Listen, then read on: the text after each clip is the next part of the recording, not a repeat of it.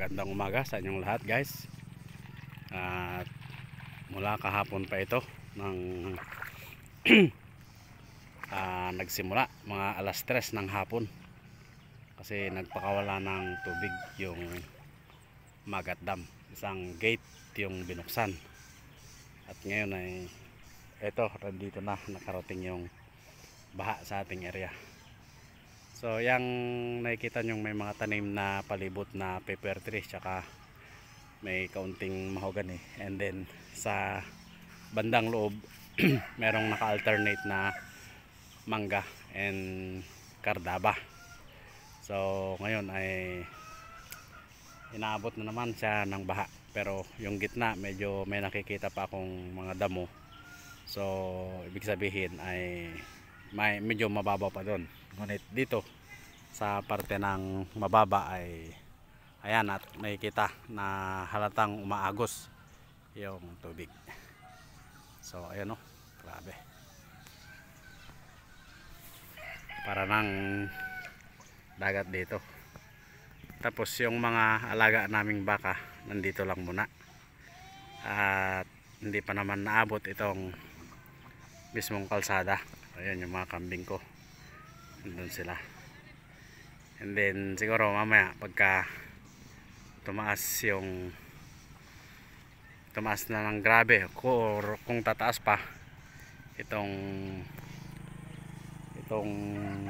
tubig baha, ay malamang ilipat na namin doon sa ilipat namin sa mas mataas uli na area. Ayan, oh.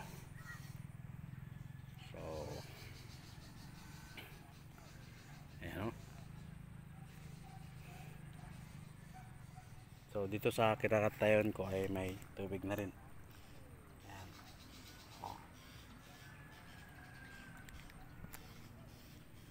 At patuloy pa rin na medyo tumataas. Pero so far yung weather naman natin dito ngayon ay medyo lumabas na ang init. At ayun nga,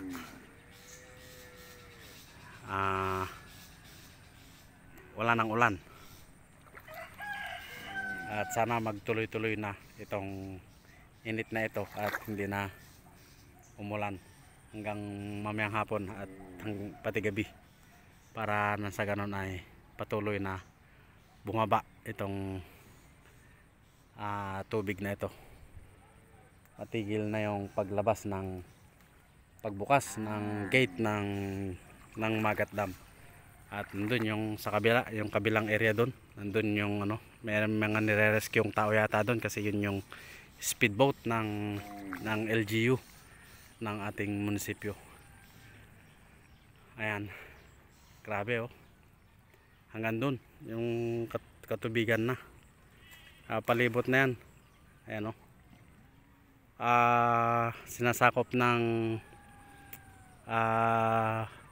Pugo Abajo yung kabila na yan. And then dito, yan sinasabi nilang Barangay Tunggi. And then dito, Pantalan. Ito Permeldi, hindi gaano yan, medyo mataas yung lugar. Yan lang sa may Pilig Alto. Tsaka dyan sa yung sinasabi nilang Pantalan dyan, mababa daw dyan eh. So kung mas mababa rito sa aming area, mas mababa pa dun. So yun, ang kinagandahan lang ay hindi naman gaano kabilis yung pagdating ng tubig. Ayan, oh. Ayan.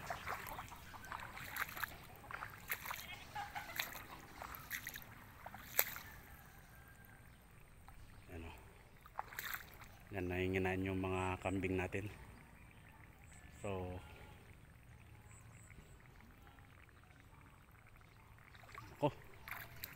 meron nagpaanod ng doon, oh, yung kulay puti, basura yon, isang sakong basura.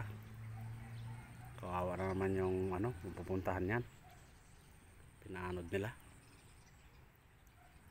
Grabe, oh, walang awa.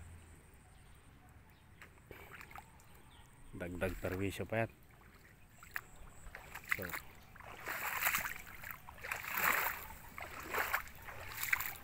obserbahan natin kung tumataas pa. Opa. Oo. Ayun o. Naabot na yung sinelas ko dito. Kanina wala, hindi ito naabot. Iniwan ko dito yung sinelas ko eh. Oh, abot na siya. Oh.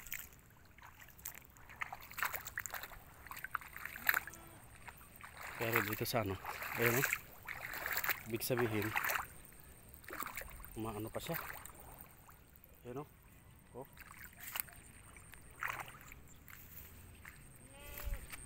Bumababa pa. Maakyat pa yung tubig. Oh.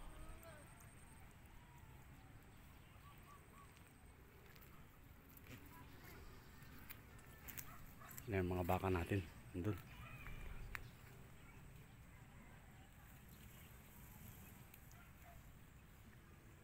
Bakit kaya ayaw kumain ng isang kambing doon?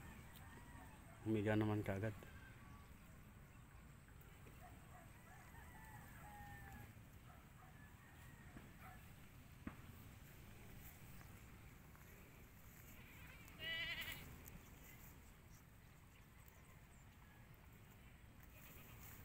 Yan o.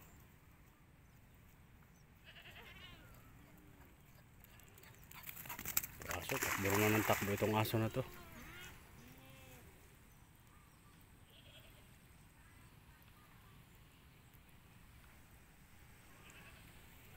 Si uncle nag-ano nung kawayan niya, nagtatabas.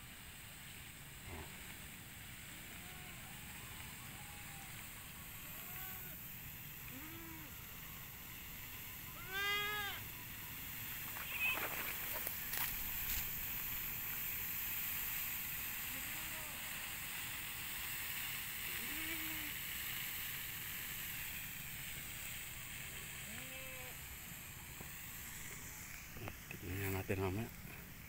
Ayan o. Grabe o. Doon yung bangka. Doon o. Ay tinatawid sila doon. Papuntang Tunggi siguro. Barangay Tunggi. Yung tinatawid nung bangka doon o. Yung speedboat. Fiber boat. Ito.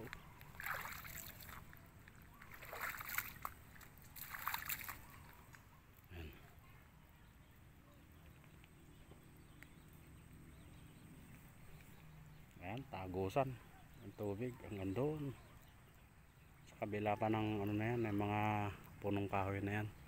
Maluwag na naman yung ano dyan, yung taniman. And then Cagayan River na.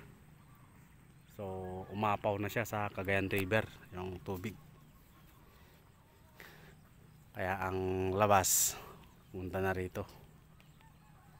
Kasi yung level ng tubig dun sa Bunton Bridge sa Tugigaraw ay nasa critical level na rin.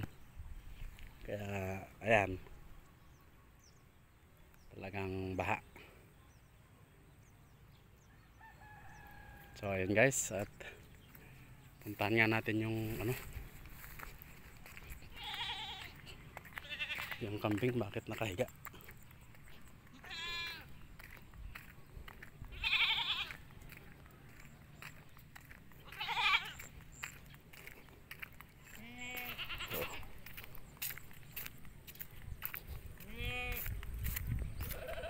Buntis to eh.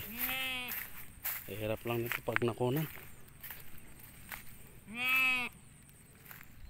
At dito nakahiga ka. Ha? Ano? Ayaw mo kumain? Ayan, tumayo siya. So para wala namang katas. Sa ano niya. Okay.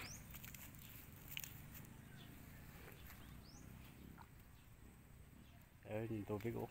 Yan na rin oh.